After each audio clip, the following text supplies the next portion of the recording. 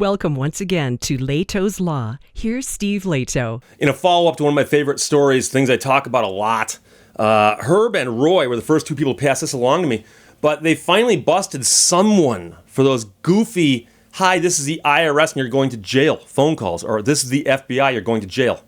And I've talked about these before, but they finally arrested and convicted somebody for this. So who knows? Maybe there's hope. Probably not. Herb and Roy, thanks for the story. Fox News reports this, as do several other people. Indian man convicted in call center fraud case, scamming Americans out of millions of dollars. Bradford Betts wrote the story, and the man pled guilty in Texas federal court for what he did in operating an Indian-based call center that defrauded U.S. citizens out of millions of dollars. His name is Hitesh Patel. He's 43 years old. Pleaded guilty to wire fraud, conspiracy to commit ID fraud, access device fraud, money laundering, and impersonation of a federal officer, the Department of Justice said. Turns out it's illegal to call somebody up and pretend to be a federal officer. Can you imagine that? Those phone calls are being made thousands and thousands and thousands of times per day. So I'm glad they finally caught somebody on this.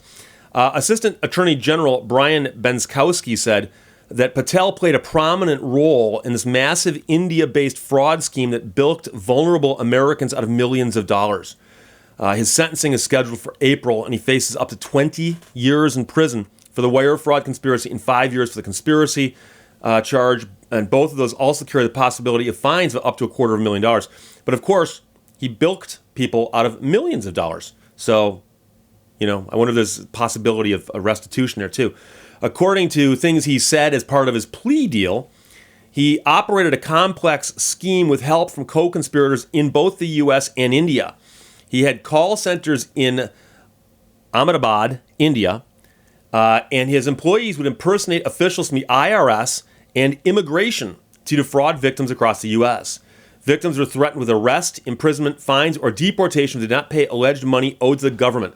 And I've known people who've gotten these phone calls, and I've gotten these phone calls. I got one a couple weeks ago. I got the one about the car they found burning on the Mexican border. And I called the number back, and unfortunately, I called them back, and I was trying to play along, and they hung up on me. And I don't know if they thought I was playing along too easily or what. But I really wanted to get one of those that I could play on a video, but I failed. I'm sorry. Once in a while, these things don't work out.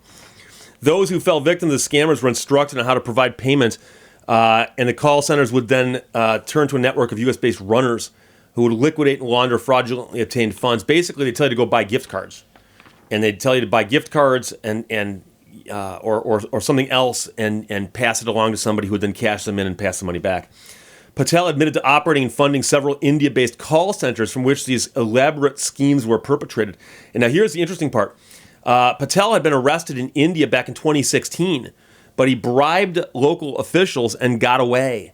He was then arrested in Singapore in 2018 at the request of the United States. He was then extradited to the U.S. to face charges in the money laundering scheme. So the guy looks like he's going to jail for now, but he's just one guy. And as you know from anything you've ever heard or understood about how humans operate, when somebody does something and they're successful at it, other people will copy it. And until they catch a bunch of these people and crush them, figuratively speaking, this stuff's going to continue happening. And I've had people I know, and again, I can't embarrass people, so I won't. But people very, very close to me, people I know very, very well, have called me and said, Steve, I just got a call from the IRS. I'm being audited. I'm like, dude, they don't call people. They'll write you a letter. How do you know? How do you know? I'm an attorney, but if you look it up, go to the internet and type in, IRS and go to their website, they'll say right there, beware of phone calls. We don't call people. We will write to you, And the thing is that they catch people off guard. And it's human nature that when you hear something, the first thought you have is you process the information as if it's true. You might very quickly realize it's not true and then overcome that little thing. But the little thing in the back of your head, the first thing when someone says, hey, this is the IRS calling, your first thought is, oh, it's the IRS. And then you very quickly go, okay, it's not. Unless you don't know and you haven't had this talk with somebody.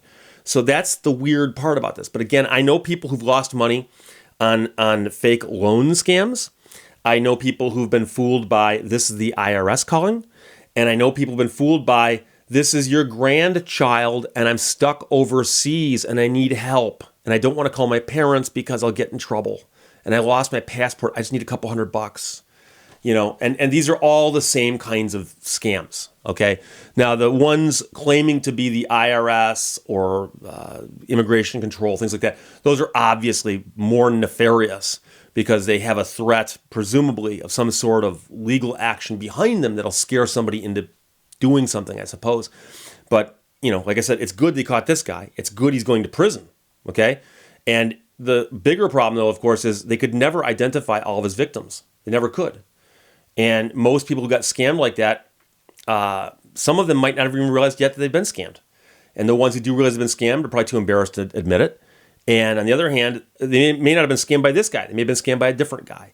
And there's a whole bunch of these operations going around. And the funniest thing to me, in a strange sense, was that the one I got where it says your social security number is about to be suspended because we found a car burning on the Mexican border filled with cocaine, dead bodies, and human blood, something like that.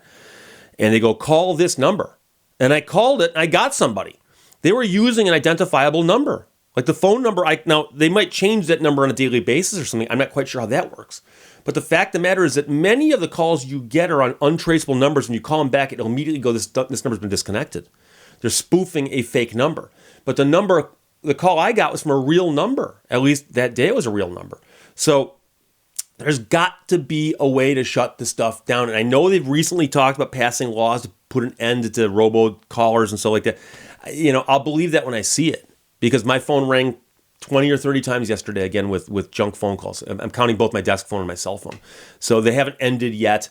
But this guy's job just got shut down, so that's good. At least one little operation may be out of business now. So thanks for passing the story along. I'll update you. Questions, comments, put them below. Otherwise, talk to you later. Bye-bye. Thank you for watching Lehto's Law.